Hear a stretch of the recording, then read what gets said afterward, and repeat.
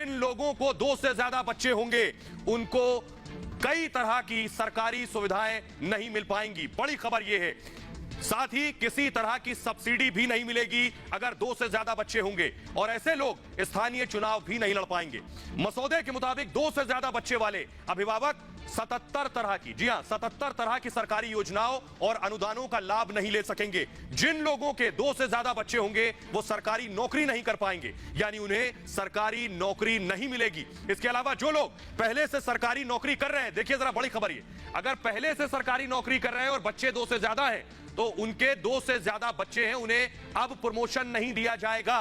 तीसरी संतान अगर पैदा करते हैं तो जन प्रतिनिधि का निर्वाचन रद्द करने का भी प्रस्ताव मसौदे में शामिल है। सरकारी कर्मचारियों के लिए प्रमोशन तक रद्द करने से लेकर नौकरी से निकाले जाने तक का प्रस्ताव किया गया है। नई जनसंख्या नीति के मसौदे के मुताबिक आपको बताएं कि उत्तर प्रदेश सरकार के उन कर्मचारियों को प्रमोशन मिलेगा जिनके 2, यानी प्रमोशन किसे मिलेगा, सुविधाएं भी हैं, 2 या उससे कम बच्चे होंगे तो सरकारी नौकरी करने वाले ऐसे कर्मचारियों को बाकायदा आवासीय योजनाओं में रियायतें मिलेंगी। घर लेंगे तो आपको बाकायदा रियायत मिलेगी। 2 संतानों की नीति अपनाने वाले सरकारी कर्मचारियों को पूरी सेवा के दौरान, जी हां पूरी सेवा के दौरान अतिरिक्त प्रमोशन भी मिल जाएगा।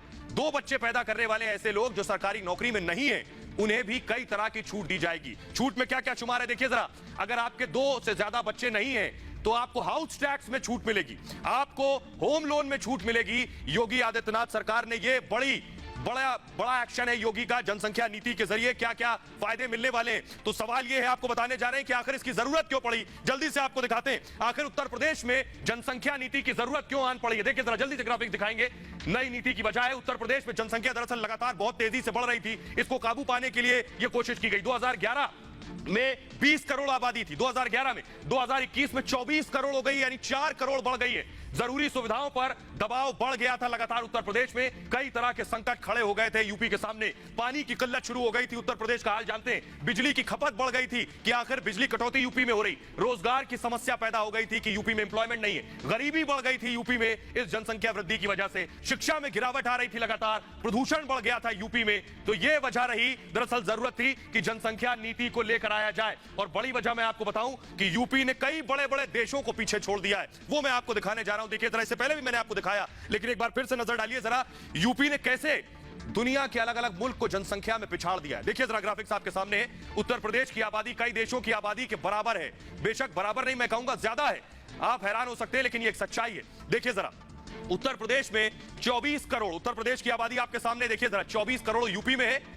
एक मुल्क पाकिस्तान, पड़ोसी मुल्क है, दूर जाने की जरूरत नहीं है, पाकिस्तान की आबादी भी यूपी से कम है। अगला देश लेकर आइए, 23 करोड़ पाकिस्तान की आबादी है। बांग्लादेश 16 करोड़, यानी उत्तर प्रदेश से कम आबादी बांग्लादेश की है, पड़ोसी मुल्क है।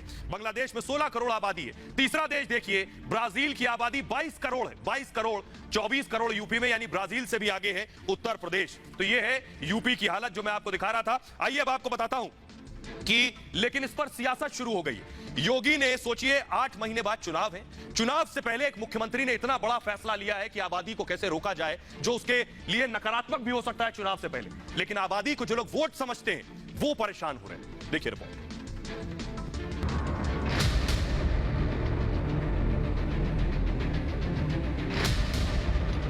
समाज के विभिन्न तबकों को ध्यान में रख करके इस जनसंख्या नीति को लागू करने का कार्य आज प्रदेश सरकार कर रही है।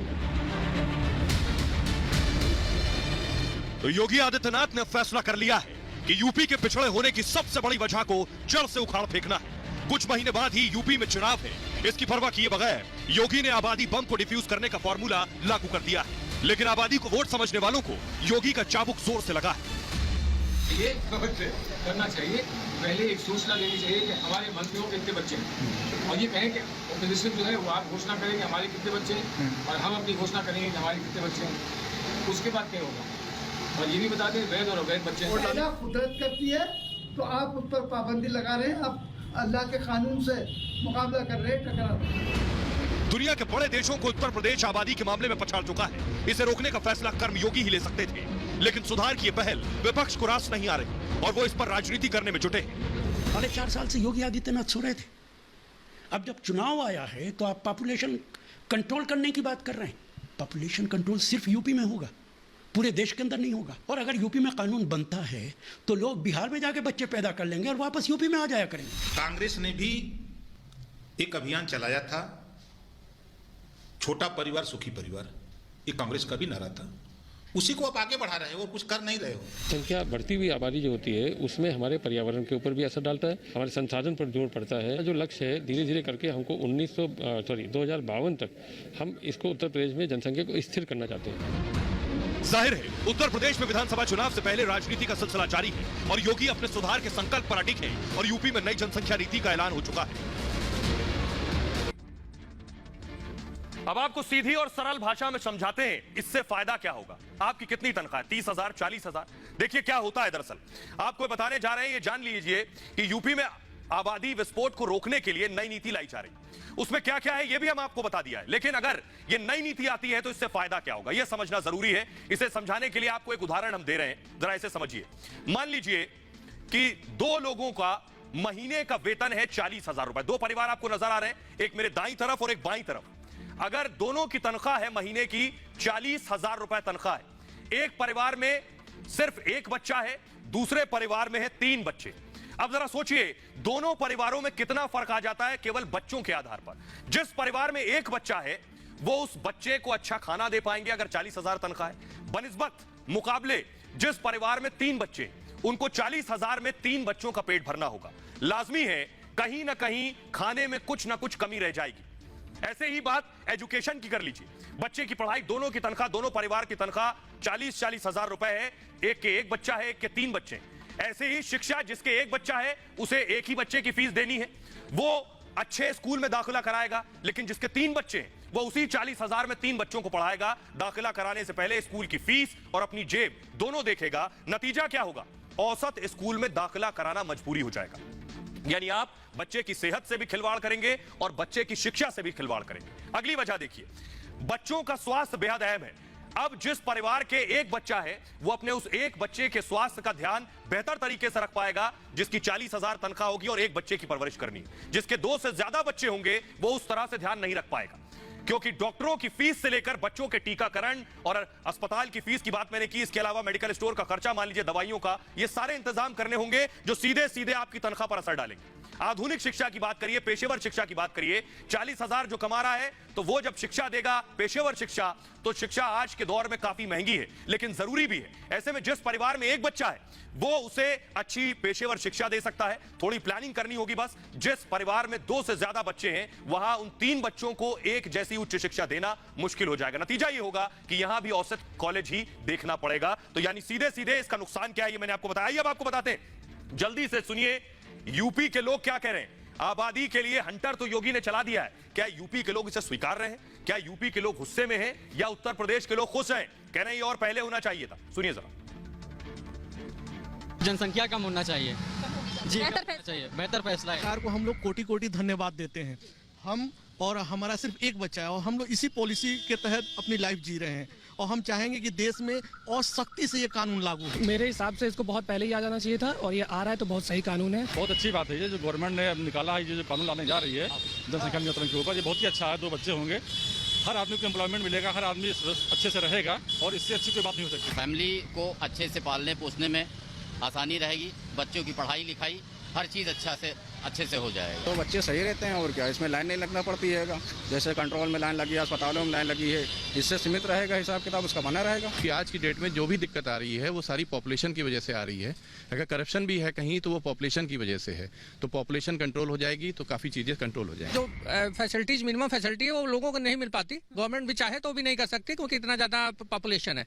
तो अगर हम इसको मिनिमाइज करेंगे तो अभी तो नहीं, उसका हमको जो रिजल्ट है वो आगे 10 साल 15 साल में दिखेगा। हमारा कॉन्स्टिट्यूशन प्रोवाइड करता है, वी आर सेक्युलर कंट्री।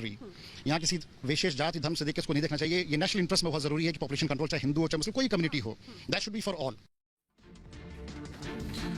तो योगी आदित्यनाथ ने आबादी को काबू करने का तरीका खोज लिया है, लेकिन योगी दरअसल अपने कड़े फैसलों के लिए ही जाने जाते हैं। सोचिए चुनाव नजदीक है, उससे पहले योगी ने फैसला लिया। इससे पहले भी उत्तर प्रदेश को सुधारने के लिए योगी ने क्या क्या फैसले लिए ये आपको बता रहे हैं। उत्तर प्रदेश के मुख्यमंत्री योगी आदित्यनाथ ने जिस दिन से सूबे की कमान संभाली है उस दिन से उत्तर प्रदेश को उत्तम प्रदेश बनाने का उनका मिशन यूपी शुरू हो गया है। पहले माफिया फिर यूपी की मूल समस्याओं का समाधान और उसके बाद सूबे के स्वास्थ्य ढांचे को जिस तरह से सीएम योगी ने संभाला है वो वाकई काबिले तारीफ है। सीएम योगी लगातार अपने मिशन पर काम कर रहे हैं। यूपी में अब तक योगी ने कई कानून बदलाव किए हैं और कई नए कानून बनाए हैं जिनकी जरूरत काफी पहले से महसूस की जा रही थी। सीएम योगी के कार्यकाल में अब तक कौन कौन से बड़े फैसले योगी ने लिए ये मैं आपको बताने जा रहा हूं। पहला बड़ा फैसला योगी का था लव जिहाद कानून। लव जिहाद पर लगाम लगाने के लिए योगी आदित्यनाथ कानून लाए। इसके अलावा गोवध अधिनियम योगी आदित्यनाथ लेकर आए। इसके बाद अवैध बूचड़खानों पर रोक लगाई और साथ ही साथ हिंसक भीड़ रोकने का कानून लाए। तोड़फोड़ की भरपाई पर कानून लाए कि अगर तोड़फोड़ करेंगे तो भरपाई भी आपकी जेब से होगी। विवाह पंजीकरण पर भी योगी आदित्यनाथ कानून लेकर आए हैं। लेकिन अब सवाल यह है कि क्या सिर्फ यूपी में यह कानून की जरूरत है, क्योंकि पूरे देश की आबादी तेज रफ्तार से, बुलेट ट्रेन की रफ्तार से बढ़ रही है। जैसा मैंने पहले आपको बताया कि चीन को भी हम पीछे छोड़ देंगे, तो क्या इसी तरह का कानून पूरे देश में लाने की जरूरत है? यह मैं इसलिए कह रहा हूं, जरा देखिए पूरी दुनिया के मुकाबले हम कहां खड़े हैं। उत्तर प्रदेश, मैंने आपको बता दिया, उत्तर प्रदेश वो राज्य जो बड़े बड़े मुल्कों से आबादी में आगे, लेकिन भारत भी पूरी दुनिया के अलग अलग देशों से आबादी में कहीं आगे। देखिए जरा, मैं आपको दिखाने जा रहा हूं हिंदुस्तान कहां खड़ा है आबादी के मामले में। योगी वाला कानून पूरे देश में चाहिए। 139 करोड़ आबादी भारत की है। अमेरिका देखिए 33 करोड़, कहीं मुकाबला ही नहीं है। 139 करोड़ और 33 करोड़, दूर दूर तक कोई कंपैरिजन नहीं। दूसरा देश देखिए जरा, रूस 14 करोड़ और आबादी हमारी 139 करोड़, कोई मुकाबला नहीं है। रूस हमसे 5 गुना ज्यादा बड़ा है। चीन देखिए 144 करोड़ और हम 139 करोड़, सिर्फ और सिर्फ 5 करोड़ का फर्क है। सोचिए जरा, जो चीन हमसे 3 गुना बड़ा है। इसके अलावा देखिए ब्राजील, हमारी 139 करोड़ आबादी और ब्राजील की 22 करोड़ आबादी। तो आखिर कैसे रुकेगी आबादी? वक्त आ गया है कि इस पर काबू पाया